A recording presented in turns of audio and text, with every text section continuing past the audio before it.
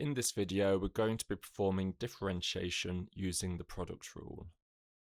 So for this example, we're differentiating y equals x squared sine x.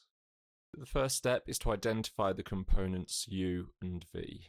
So we've got two functions multiplied together. We have the x squared and we have sine x. So one of these is going to be u and the other one is v.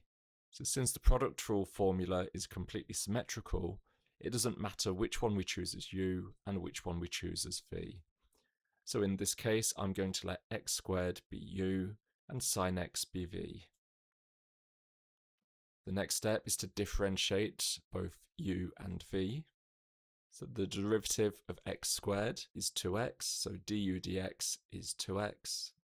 The derivative of sine x is cos x, so we get that dv dx equals cos x.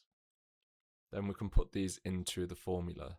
So the formula for the product rule is dy by dx equals u times dv dx plus du dx times v. So we're multiplying each function by the derivative of the other one and then adding the two results together. So we get that dy by dx is equal to u, which is x squared, times dv dx, which is cos x, plus du dx, which is 2x, times v, which is sine x, giving us x squared cos x plus 2x sine x.